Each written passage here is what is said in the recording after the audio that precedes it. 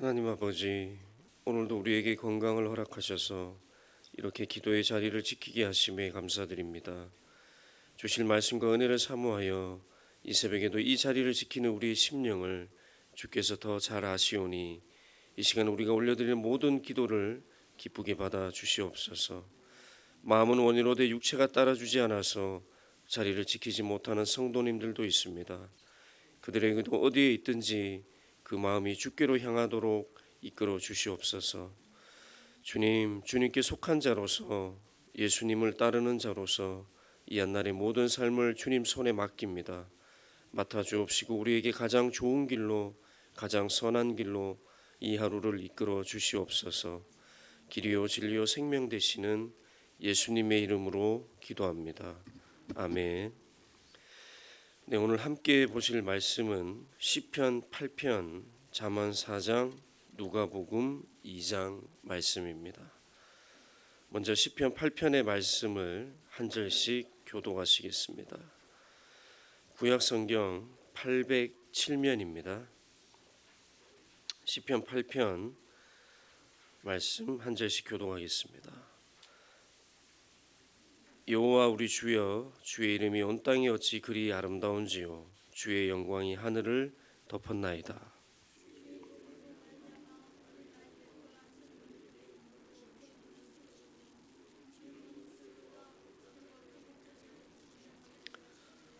주의 손가락으로 만드신 주의 하늘과 주께서 베풀어 두신 달과 별들을 내가 보오니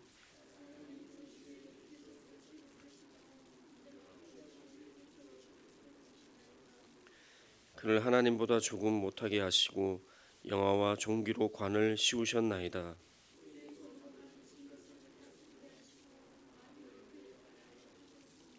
곧 모든 소와 양과 들짐승이며 함께 읽겠습니다. 여호와 우리 주여, 주의 이름이 온 땅에 어찌 그리 아름다운지요. 아멘. 다음은 잠언 4장 1절로 9절 말씀입니다. 잠언 4장 1절로 9절 말씀, 구약 성경 914면에 있습니다. 네, 제가 먼저 읽겠습니다. 아들들아, 아비의 훈계를 들으며 명철을 얻기에 주의하라.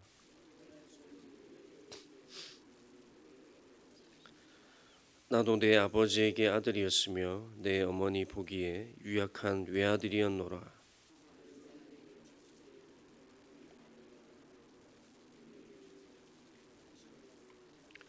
지혜를 얻으며 명철을 얻으라. 내 입의 말을 잊지 말며 어기지 말라.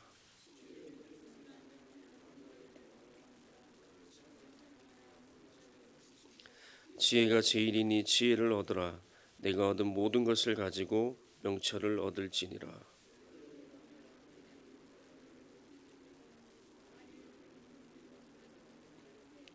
함께 읽겠습니다.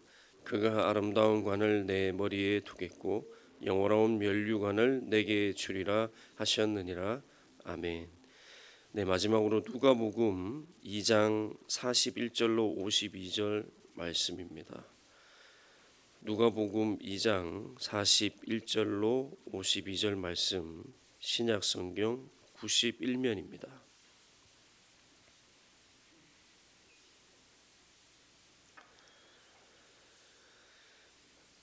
제가 먼저 읽겠습니다. 그의 부모가 해마다 유월절이 되면 예루살렘으로 가더니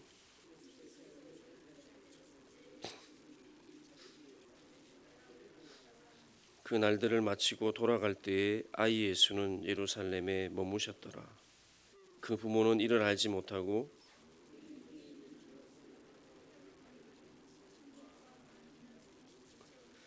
만나지 못함에 찾으면서 예루살렘에 돌아갔더니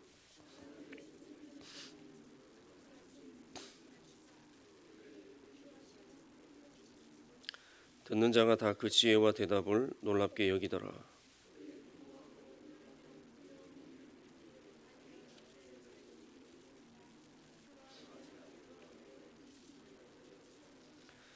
예수께서 이르시되 어찌하여 나를 찾으셨나이까? 내가 내 아버지 집에 있어야 될 줄을 알지 못하셨나이까 하시니 예수께서 함께 데려가사 나사렛에 이르러 순종하여 받드시더라. 그 어머니는 이 모든 말을 마음에 두니라. 예수는 지혜와 키가 자라가며 하나님과 사람에게 더욱 사랑스러워 가시더라. 아멘. 네, 이 아침에 우리가 조금 더 주의 깊게 살펴볼 본문은 잠언 4장의 말씀입니다. 잠언 4장을 보시면 1절에서 이렇게 시작하고 있습니다. 아들들아 명철을 얻기 위해서 주의하라. 자, 여기서 아들들은 누구를 가리키느냐? 바로 저자인 솔로몬의 아들들을 가리킵니다. 하지만 이것을 조금 더 넓게 우리가 성경적으로 해석하자면 저와 여러분을 포함한 하나님을 믿는 모든 하나님의 자녀를 가리킨다고 볼 수 있겠습니다. 그리고 여기서 말하는 명철은 참과 거짓, 선과 악을 구별해내는 능력을 말합니다. 결국 이 명철은 궁극적으로는 하나님의 말씀을 가리키는 것이죠. 결국 오늘 1절의 말씀은 솔로몬의 아들들아 너희들 주의를 기울여서 하나님의 말씀을 들으라, 이 뜻입니다. 넓게 해석하자면 하나님의 자녀들아 하나님의 말씀에 주의를 기울이라. 이 하나님 말씀을 들음으로써 모든 이해력이 우리의 머릿속에서 생겨나기 때문에 너희들은 하나님의 말씀에 주의를 기울이라는 것이 1절의 말씀입니다. 이어지는 2절에서는 이렇게 이야기합니다. 내가 선한 도리를 너희에게 전하노니 내 법을 떠나지 말라. 여기서 솔로몬이 말하는 법은 어떤 특정한 교훈을 의미합니다. 여기서 말하는 선한 도리는 받아들여지는 선한 교훈, 즉 대대로 축적되면서 전수받은 그런 교훈을 이야기하고 있습니다. 다시 말해서 솔로몬 왕은 지금 대대로 전해져 내려오는 선한 교훈을 아들들에게 전하고 있는 것입니다. 그러면서 3절에서는 본인도 아들이었던 때를 강조하면서 말하고 있습니다. 나도 내 아버지에게 아들이었으며 내 어머니 보기에 유약한 외아들이었노라. 혈연적으로 상징적으로 어떠한 관계를 포괄하고 있는 이 말은 솔로몬이 지금 권고하고 있는 이 교훈들을 자신도 아버지에게서 받았다는 것을 말하면서 어떤 아버지의 권위와 애정을 우리에게 보여주고 있습니다. 여기서 유약한 외아들이라는 표현은 어리고 약한 외아들이었다라는 의미로 우리가 보기보다는 부모님의 보호와 사랑의 대상이었다라고 받아들이는 것이 맥락상 더 나을 것 같습니다.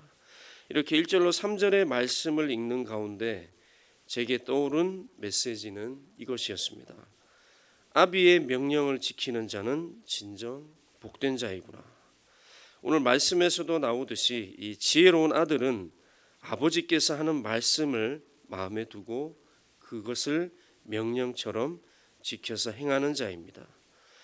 이 아버지의 훈계, 특별히 하나님의 선한 도리와 선한 법을 이 지혜로운 아들들은 결코 어기거나 멸시하지 않는 것입니다. 세상의 모든 아버지는 자식이 잘못된 길을 가도록 가르치지 않습니다. 이런 여러 가지 내용을 종합해 볼 때 우리 하나님께서 믿는 우리들에게 주신 모든 훈계와 말씀은 우리 모두가 올바른 길로 행해서 주님의 주시는 은총과 복의 길로 나아가도록 하기 위함인 것을 알 수 있습니다. 그렇습니다. 세상의 모든 아버지들은 사랑하는 자신의 아들들이 지혜를 가지기를 원합니다. 특별히 이 지혜는 하나님께서 우리에게 주신 훈계에서 나옵니다.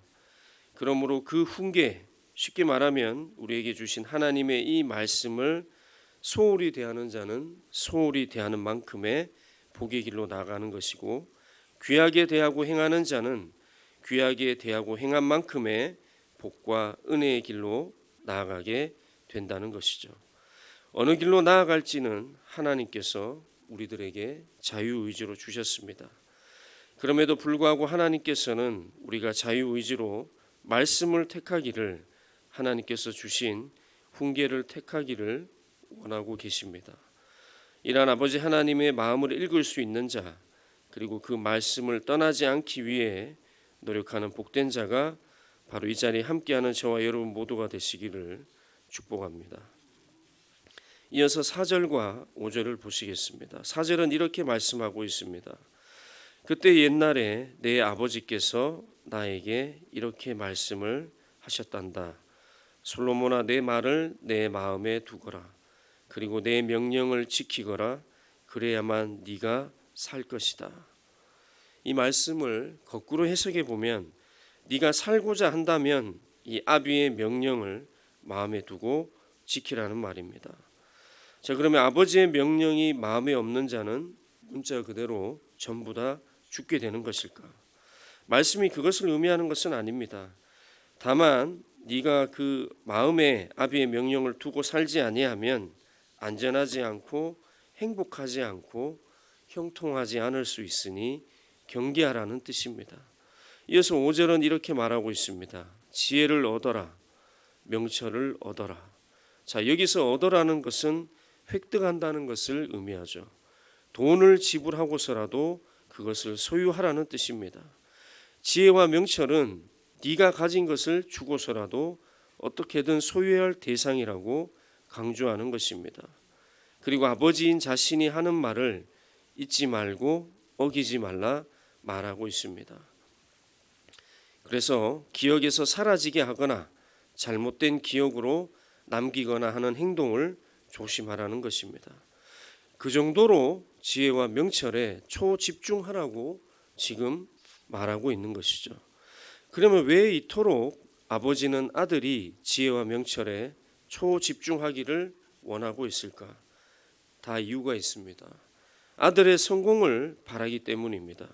그 아들의 행복과 안정과 형통함을 그 아비가 원하기 때문입니다.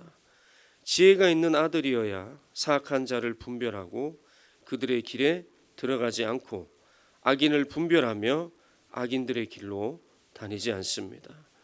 특별히 하나님의 자녀가 된 우리는 항상 이러한 악의 길을 피하고 또 지나가지 않아야 하겠습니다. 왜냐하면 하나님께서는 하나님을 믿는 자들에게 모든 불의함에서 떠나라고 신약성경 디모데후서 2장에서 명령하고 계시기 때문입니다. 그리고 시편을 찾아보셔도 맨 첫 절에서 복 있는 자는 악인들의 꾀를 따르지 않고 죄인들의 길에 서지 아니한다 말씀하시기 때문입니다. 그렇습니다. 우리는 악인을 부러워하거나 악인을 또 따라가고 싶어 할 때가 있습니다. 하지만 오늘 말씀은 분명히 이야기합니다. 악인의 꾀를 따르거나 아무리 형통해 보인다 할지라도 악인의 길에 함께 서지 말라고 말씀하고 있습니다. 이러한 길은 우리를 망하는 길, 사망의 길로 인도할 것이기 때문입니다. 아버지의 명령을 따라서 어떻게든 지혜와 명철을 소유하는 우리가 되어야 합니다. 그렇게 할 때 하나님께서 창조하신 그 목적대로 자녀된 우리들이 복을 받고 누리며 이 땅에서 살아가게 될 것입니다. 우리가 믿는 하나님께서는 당신의 자녀된 우리들이 언제나 지혜로운 자들이 되어서 하나님 주신 복과 그 약속에 참여하는 자가 되기를 바라고 계시기 때문에 이 아침에도 이러한 잠언의 말씀으로 우리와 함께 하시는 줄로 믿습니다. 이어서 6절을 보겠습니다. 지혜를 버리지 말라. 그가 너를 보호하리라. 그를 사랑하라. 그가 너를 지키리라. 아멘. 지혜가 정말로 중요한 모양입니다. 솔로몬이 버리지 말고 사랑하라 강조하는 것만 보아도 그것을 알 수 있습니다. 여기서 버리지 말라는 것은 지혜를 실제로 버리지 말라는 뜻이 아니라 자신이 소유하게 된 이 귀한 지혜를 결코 포기하거나 소홀히 하지 말라는 의미입니다. 그리고 이 지혜를 사랑하라는 것은 연인을 사랑하는 그런 마음으로 그 열정과 애정을 가지고 지혜를 대하면서 살아가라는 것입니다. 지혜는 그 정도로 가치가 있다는 것이죠. 이러한 지혜의 가치에 대해서 7절에서 말씀하고 있습니다. 지혜가 제일이니 내가 얻은 모든 것을 가지고 명철을 얻으라. 지혜가 얼마나 좋은 것이길래 귀한 것이길래 자기 평생에 걸쳐 취한 모든 것을 다 지불하고서라도 이렇게 소유하라고 하나님은 말씀하실까? 8절과 9절이 거기에 대해서 답하고 있습니다. 지혜를 높이면 지혜가 당신을 높이 들 것이고, 지혜를 품으면 지혜가 당신을 영화롭게 만들 것이며, 지혜가 아름다운 면류관을 당신에게 줄 것이기 때문입니다. 하나님이 허락하시는 풍성한 삶, 부유한 삶이 지혜로 인해서 우리의 인생에 펼쳐지기 때문입니다. 여러분, 잠언에서 말씀하시는 이러한 지혜와 명철, 이제는 듣고 주위에서 보고 마음에 받아들여야 하겠습니다. 여러분의 시선과 생각을 이제는 지혜와 명철에게로 집중해서 그것을 여러분의 심령에 위치시켜야 하겠습니다. 이렇게 하기를 솔로몬이 그의 아들들에게 간절히 원했다라는 것이 오늘 잠언의 내용입니다. 그리고 이렇게 하기를 하나님께서도 오늘 믿음을 가지고 살아가는 우리들에게도 원한다는 것이 바로 오늘 이 잠언이 우리에게 주는 메시지입니다. 이러한 메시지에 아멘으로 순종하시는 이 한날을 살아가시는 복된 저와 여러분 모두가 되시기를 간절히 소망합니다. 기도하겠습니다. 은혜와 진리가 되시는 하나님 아버지, 감사합니다.